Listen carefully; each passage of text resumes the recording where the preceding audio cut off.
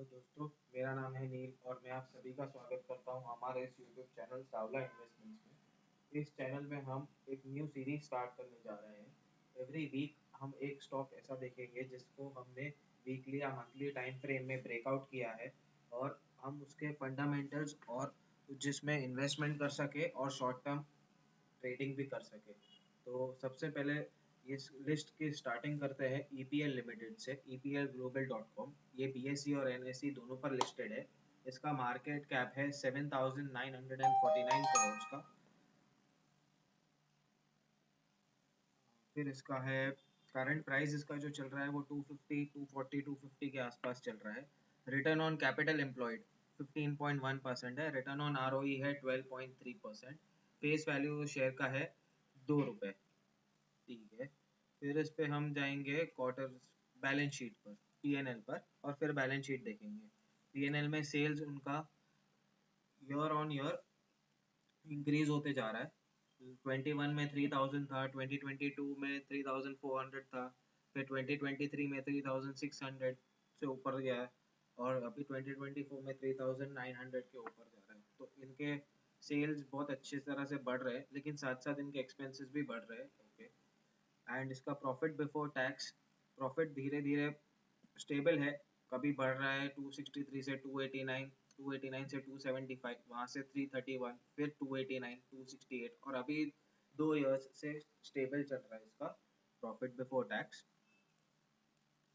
And इसका net profit अभी last year पे आया है 231 करोड़ का। ईपीएस इसका है, अर्निंग पर शेयर है 6.70। ओके।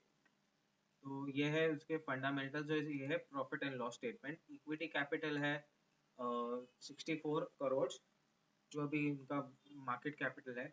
और रिजर्व्स इसके हैं 2028 करोड़। सॉरी, ये इक्विटी कैपिटल है, मार्केट कैपिटल नहीं है, ये इक्विटी कैपिटल है। मार्केट कैप तो हमने स्टार्टिंग में ही देखा। यहाँ पर मार्केट कैप है 7,949 करोड़ का। तो बोरोइंग्स इनके धीरे धीरे ये अपने बोरोइंग्स भी कम कर रहे हैं। लायबिलिटीज इनकी थोड़ी बढ़ रही है, बट उसके साथ साथ उनके एसेट्स, फिक्स एसेट्स बढ़ रहे हैं। उनके इन्वेस्टमेंट्स भी लास्ट ईयर और ये ईयर में बहुत अच्छे हैं, जो प्रीवियस ईयर्स के कंपेयर करें तो। और टोटल एसेट्स इनके हैं 3,771 करोड़ के। एंड कैश फ्लोज इन्वेस्टर्स देखते हैं। प्रमोटर्स जो इनके है, वो प्रमोटर्स का स्टेक कांस्टेंट है। यहाँ दिसंबर 2023 से लेकर अभी तक उन्होंने एक अपना स्टेक नहीं बेचा, उनका स्टेक कांस्टेंट है। एफआईआईज ने यहाँ पर अपना स्टेक इंक्रीज किया है लास्ट 3 क्वार्टर्स में। डीआईआईज ने अपना स्टेक डिक्रीज किया है लास्ट 3 क्वार्टर्स में। और रिटेल ने भी अपना, जो नॉर्मल पब्लिक है हमारे जैसी, उन्होंने भी थोड़ा सा स्टेक इंक्रीज किया है। तो ये था थोड़े बहुत फंडामेंटल्स ईपीएल लिमिटेड के बारे में। अब हम चेक करेंगे टेक्निकल्स। टेक्निकल्स में मैं आपको पहले ये सब ड्राइंग्स हटा देता हूँ। पहले मैं आपको बताना चाहूँगा मंथली टाइम फ्रेम में ये स्टॉक कब लिस्ट हुआ था। ये स्टॉक लिस्ट हुआ था 1999 में। तो इसने एक रेंज बनाई थी, एक सेकेंड, इसने एक रेंज बनाई थी 2014 तक। जब उसने वो रेंज का ब्रेकआउट दिया, तो ये जब वन वे सिंगल वे में ये स्टॉक अपने 54 से लेकर 156 तक गया, मतलब 200% ऑलमोस्ट उसने रिटर्न्स दिए हैं। चेक कर सकते हैं स्केल से कि यहाँ से स्टॉक ने ऑलमोस्ट, देखो, 200% रिटर्न स्टॉक ने दिए थे। फिर थोड़ा सा एक करेक्शन आया स्टॉक में, फिर यहाँ से लेकर 84 रुपीज से लेकर स्टॉक ने 320 रुपीज का हाई मारा। तो हम देख पा रहे हैं कि ये स्क्रिप्ट बुलिश है। अब हम इसको मंथली टाइम फ्रेम में आ जाते हैं। मंथली टाइम फ्रेम में मैंने नोटिस किया कि यहाँ पर एक ब्रेकआउट हो रहा है।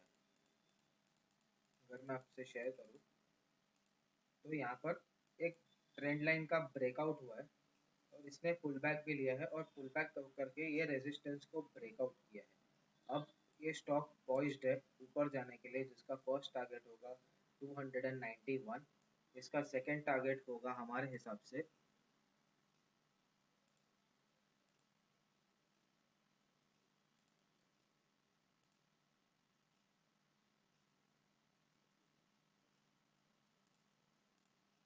इसका सेकेंड टारगेट होगा 340। सेकेंड में आपको सेकेंड टारगेट भी डाल के दे देता हूँ, इजी हो जाएगा। 340।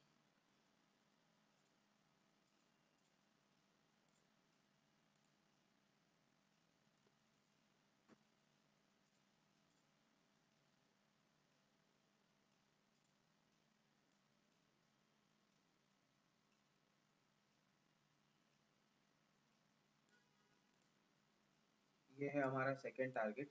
तो हम ये दो टारगेट्स के लिए ईपीएल लिमिटेड में ट्रेड ले सकते हैं। इसका बेस्ट बाय होगा, अगर हमको बाय करना है तो हम यहाँ पे इसका बेस्ट बाय होगा बिटवीन 230 टू 240। स्टॉप लॉस हमारा होगा 205 एंड टारगेट हमारा होगा 290 एंड 340। हाँ, और एक बात मैं क्लियर कर दूं, हम सेबी रजिस्टर्ड इन्वेस्टमेंट एडवाइजर्स नहीं है, तो प्लीज़ आप अपने इन्वेस्टमेंट एडवाइजर से कंसल्ट कर लीजिए। ये ना बाय रिकमेंडेशन है ना सेल रिकमेंडेशन है। मैंने सिर्फ अपने हिसाब से एक थोड़े फंडामेंटल्स और टेक्निकल चीज़ों को मिला करके एक आपको इनसाइड व्यू देने का ट्राई किया है कि एक व्यू, ये मेरा व्यू है और मैं इस पर इस तरह से ट्रेड लेने वाला हूँ और एक छोटा सा शॉर्ट टर्म के लिए इन्वेस्टमेंट करने वाला हूँ। मेरा रिस्क यहाँ से अगर मैं 240 तक भी लेता हूँ और 205, तो मेरा रिस्क होगा मैक्स टू मैक्स 35 रुपीज़ का एक शेयर पर। अगर मैं 100 शेयर्स लेता हूँ तो मेरा रिस्क होगा 3500 का, और अगर मैं 1000 शेयर्स लेता हूँ तो मेरा रिस्क होगा 35,000।